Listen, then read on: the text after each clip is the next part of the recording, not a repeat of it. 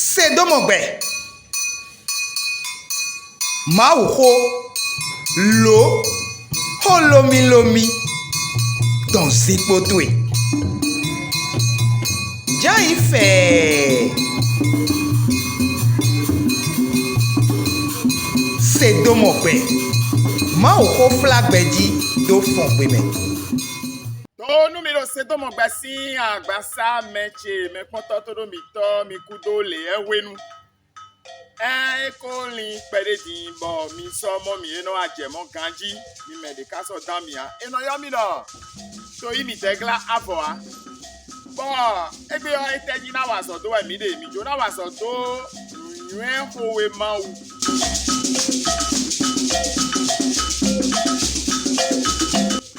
Bo nwen howe ma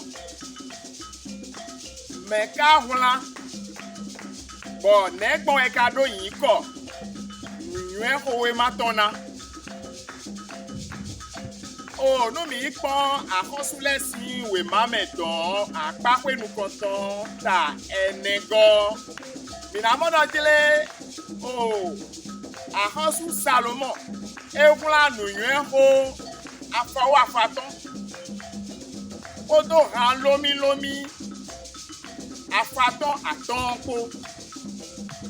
Bon mi mon ko fune va do jele akosu Salomon ewe hula nuwe do nuen ho we ma me on ewe hula teketo. E kado mo cho nu mi wa ipon we ma ene on me taton konukun we government. Mi na mo bo edo ple men nuen to de leton. We ma enele de timbo ple men nuen to de leton we wona. Bonu mi wa ifi bonu. We ma nuen hoton me o. Ta gbango mi modo jile aguru ewe wona.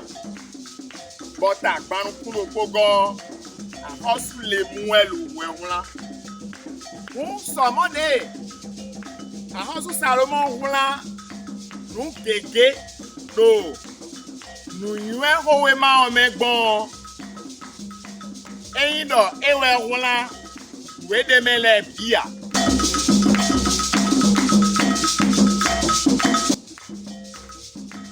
ba wetenu e ka wona we ma le nkoton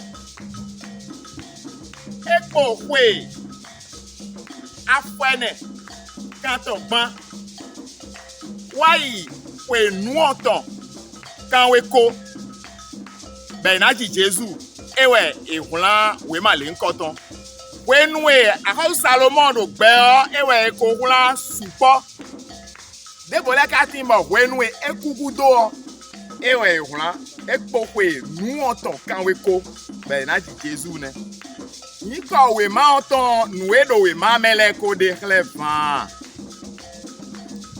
nu yuen se nu yuen bo nu mi bato nu yuen o mi bato na do eble si gbe me o ti meton we do yuen do nu jile do nu so bodo nu e so nu de so bodo nu de o nu yuen ho we ma eno se nu we nu do po le de bono bodo de e kanu level aje but the model we mind remember when you go sort tie dey le e no say the bonus say ile to dey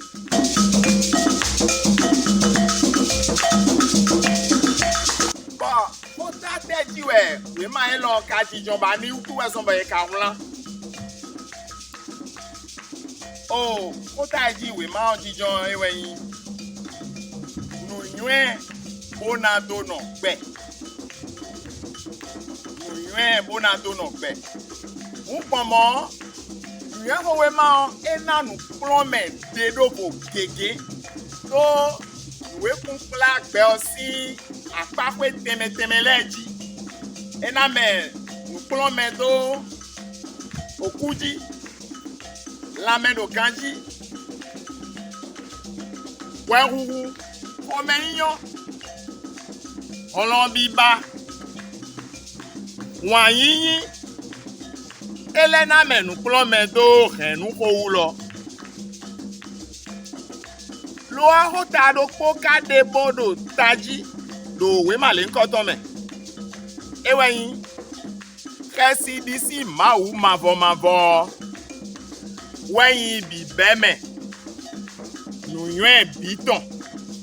Edo yiwedo. Enye Zangbe. Mado kesi disi mau mavo. Ungbe hanya. Be mado tade ne izane. Bon we ma mon koton. Elezon bo mi le mon kunja udo jele. Nou yuen debu de gbeto do. Ben nou yuen jo nou yuen on. Edo na plewa yi kesi disi mau mavo. Men.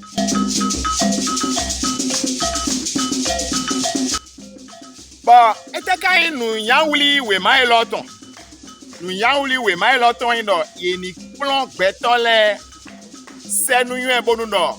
Me do poro kona tun de na non gbe lo me gbon si zan de na zan do gbe lo me on e na do tun. Bona tun afoton bode. Bo zan gbe ganji.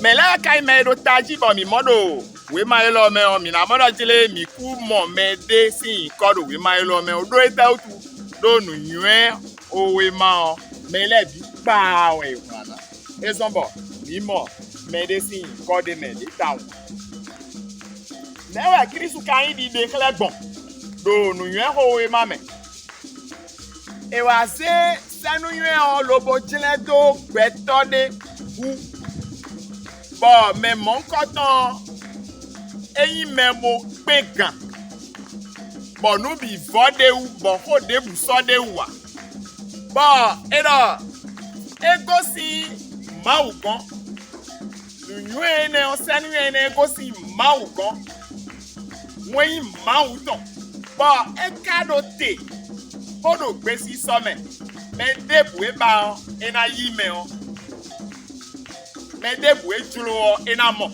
bo bi amodo jile do nu yuen mon koton senu yuen mon koton ayewa se agbaza bon Jésus Christ ji eyeme dewe Jésus ene de mewe nu eyin dokun nu yuen ton dokun senu yuen ton podo nu tun ton po bi wula doye mi mo nu mon koton hado we mai Medesado Paul e wula sedo ndito e do kolosun leon me taton wego ikame atongo Mechelemi egbeton e sodo mona huea oh mesentomiton Houètèhou hunsa ewe no mo di dombodo alokwe don le mewe bomi do yeche kon e bodo pete sewe mina sedo fina bondo afinta inu